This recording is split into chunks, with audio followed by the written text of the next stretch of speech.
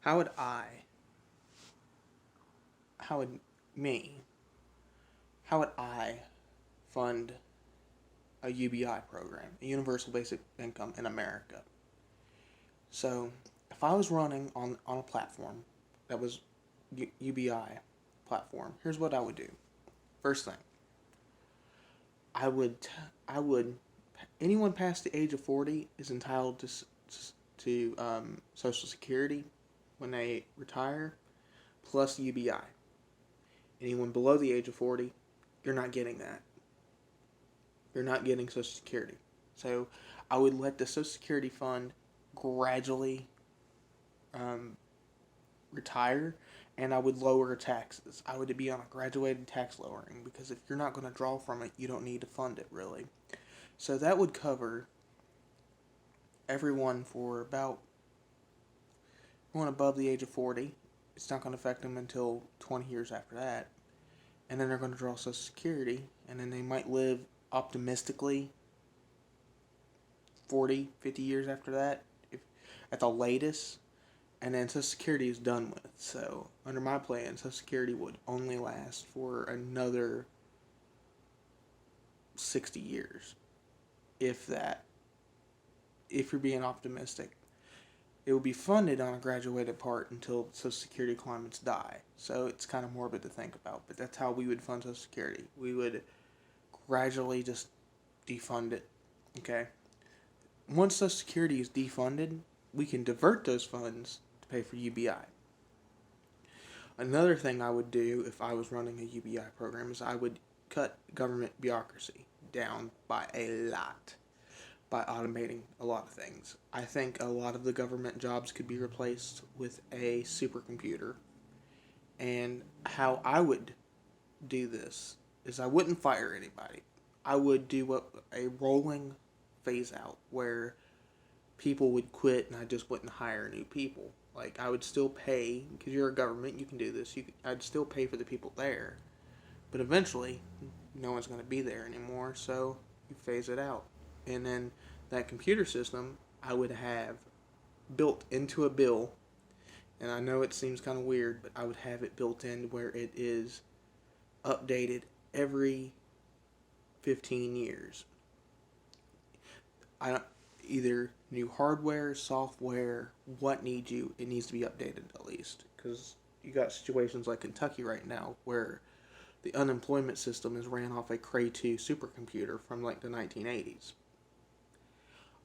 So that would, cutting out government bureaucracy by doing that. Other things, there would be programs I would completely eliminate. Um, these would be programs like SSI, disability. You don't need disability for getting $1,200 a month.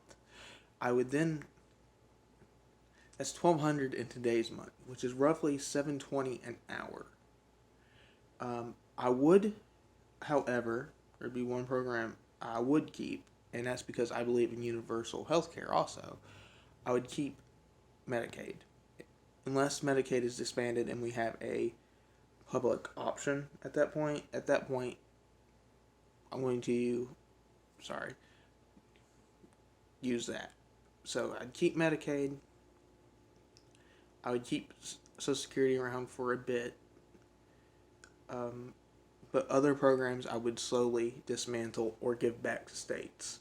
Now, what I mean by give back to the states, I mean like if the states still want these programs, like HUD and things, the states would have to find funding for them. They would have to fund them themselves. Some states will, and then I would institute a state sharing plan, where, say New York, I'm saying, has money to spare, like it is on its HUD program, it can send another state can ask for a loan from that state, and then they would it would, without the federal government regulating it. Well, we would they would agree and have like contracts where, hey, I need 50 people. I have like say, just for an example, I have 50,000 people that need housing, and I hear that you have this amount of money surplus in your budget. Can we take that and then we'll pay you back in interest in a year or two.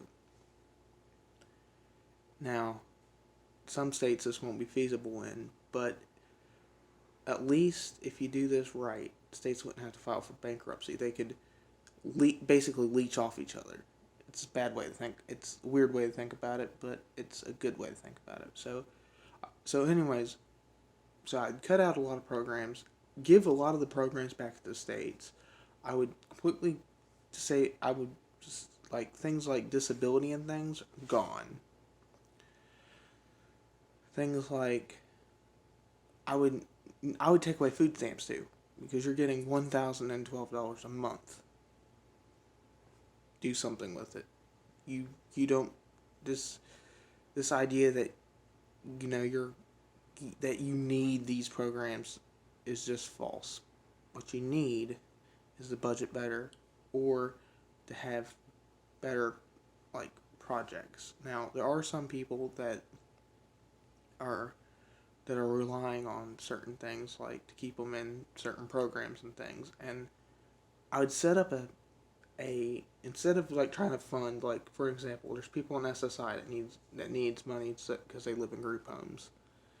Instead of trying to use SSI to fund that or disability to fund that, I would make that a separate program, and you would have to meet a requirements that isn't like I'm homeless and I need a place to stay. It's going to be like I'm mentally retarded. This person is mentally retarded and can't take care of themselves. They need to be in a home. Or this person is 85 years old and has severe health problems. They need to be in a nursing home. And then you would pay the cost of keeping them alive, but the federal government gets to set that cost. So in other words, nursing homes can't be like, we need this money, like we need like 12,000. We need like $50,000 a year to keep this person in our care. No, federal government's gonna be like, we're gonna pay you $12,000 and you're gonna be happy. Obviously, if you want to privately fund it, you can. Like, there's gonna be people that want to go to the nice nursing homes. You know what I mean? And those people should save up, unfortunately. So I would eliminate most of welfare. I would eliminate most of the government bureaucracy that comes with that welfare. I would phase out Social Security. I would phase out most federal employment, because most federal employment's needless. Like, you don't need some of these people. Really, you don't. And then I would give a lot of programs back to the states with no federal block grants. Just be like, you want to fund it? Here you go. Figure this out, and institute a state sharing fund where states will share those funds along themselves with the federal government looking over it but not actively managing it. In other words, it is the states contributing it themselves. Like, if New York wants to give 2-3 million to this fund, and Kentucky only wants to give 500,000, that's how this fund's going to work. And then the federal government, will then look at that fund's size.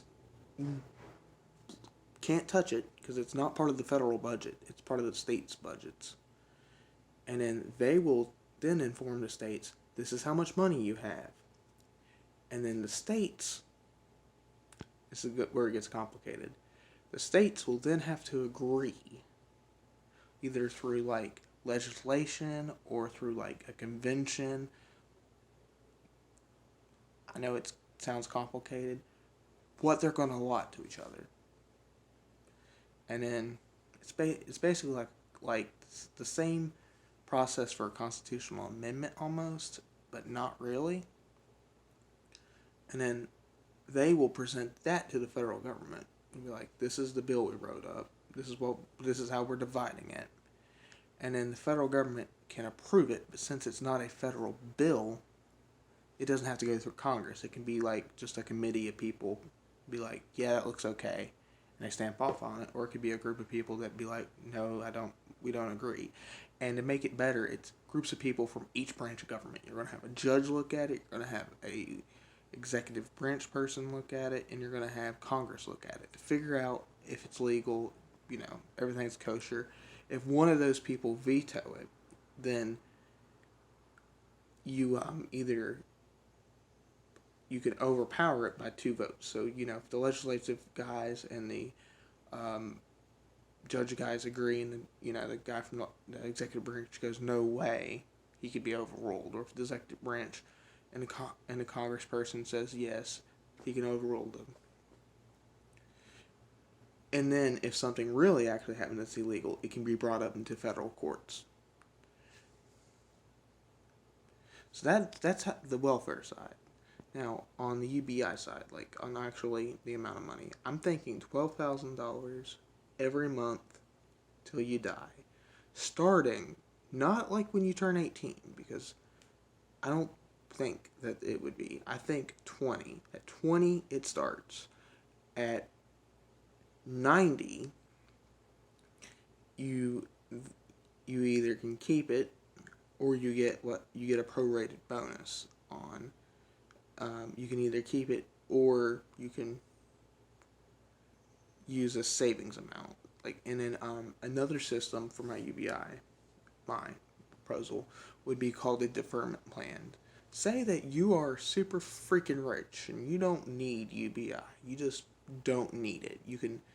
There would be a chance to opt out. And what opting out really does is they'll put it into like a Social Security type account, where it'd be like, this guy opted out, but we are going to keep it into the fund, UBI fund, and we're going to keep it protected in an account like for him, and then we're going to grow it every year until the deferment's over, and then we're just going to hand it to him.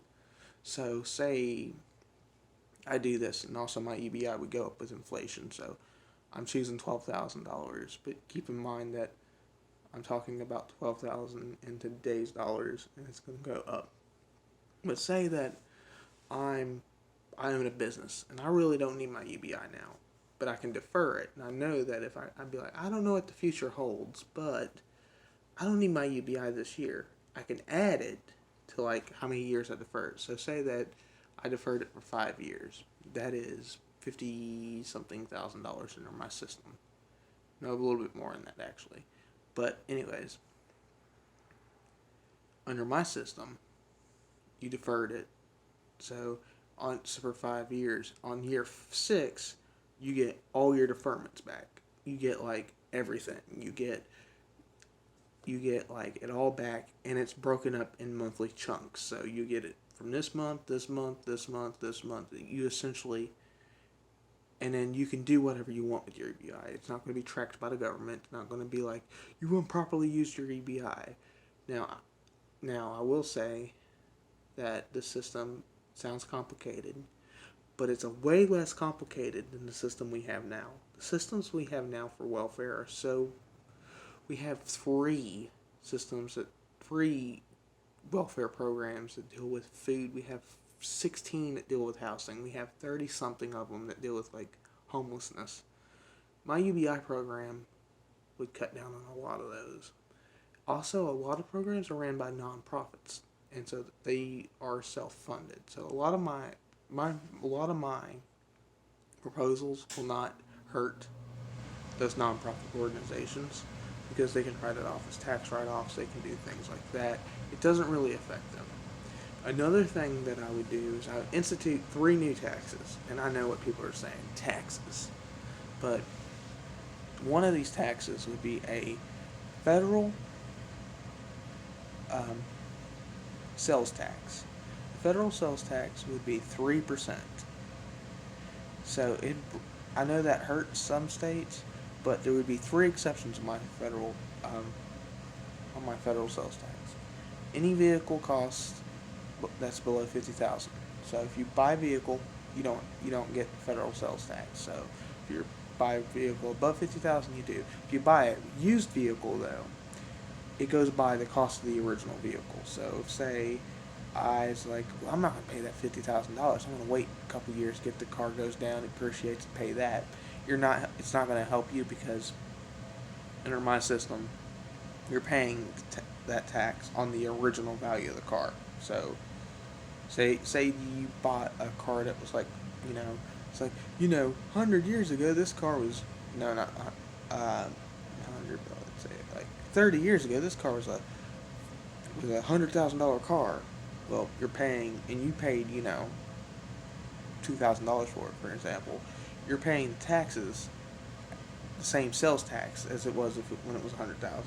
So, if it was 6%, it'd be, 6% of 2,000. Not 6% of 100, but you're still paying that tax. If you buy a vehicle that's less than that, though, you don't pay the tax at all, no matter what. So that would be like one thing that I would exclude is vehicles under $50,000. And then another thing I would exclude would be food, because everyone needs to eat. And the third thing under my federal tax system that I wouldn't try to tax at all is essential items that you need to live, medicine, things like that. There's no taxes for. So food, medicine, and cars and transportation are three things that wouldn't be affected by my federal sales tax. Now, I'd also implement a wealth tax on, and it would work kind of like this. It wouldn't be, I would never penalize a person for their net worth, but they will pay taxes on anything that their high net worth would bring in. So, say you were worth $50 million. A lot of your investments at $50 million aren't actually really taxed. It's weird, but under my system, what I would do is that I would tax every single thing. I wouldn't just tax your business. For example, say I own a business that's like 16, like 100 and something different properties, and then I have this many employees. And instead of looking at that and being like, okay, you get one tax. No, I'm charging taxes on every property, everything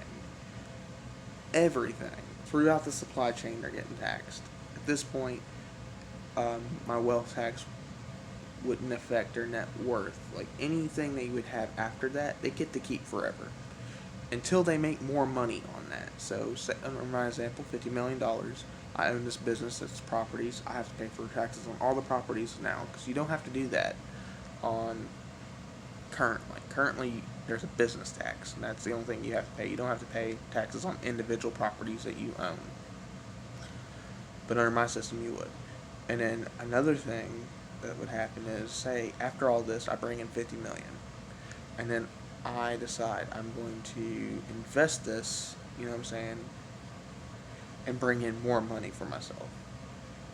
You're going to actually be charged as if that $50 million brought in new money. It's not going to be like $50 million taxed by, $80 million. It's going to be, okay, you took your $50 million away, and now you got a new $100 million. We're going to say that the $50 million that you invested never actually existed. There'd be no deferment for investments. This would hurt small investments, but not really, because my investment tax would only be 3%. Most investments make more than 3%. So, but it would make another one that I would do, and would be what's called a CEO deferment. And under my CEO deferment idea is this: I'm a CEO of a company, and I make this amount of money more than my employees. So under this idea is that I would give you a tax write-off if you can get your employees to earn only 60 times less than you do. And by the way, they have to earn more than the minimum wage. Like, so say I earn 5,000 times more than my employees under me. I have to find, if I can find a way to make it where they're earning more or I'm earning less you get a tax deferment off of absolute tax. So if you're taxed at, say, 30%, I will give you a 10% reduction right off. Like 10% of your taxes are gone.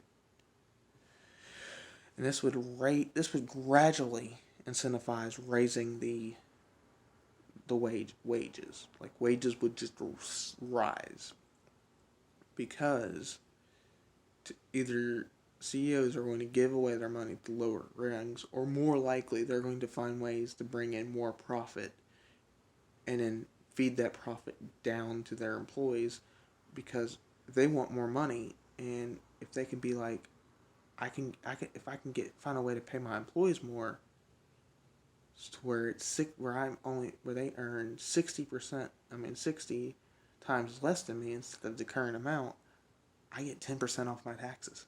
Awesome deal. Okay, that's it. That's all.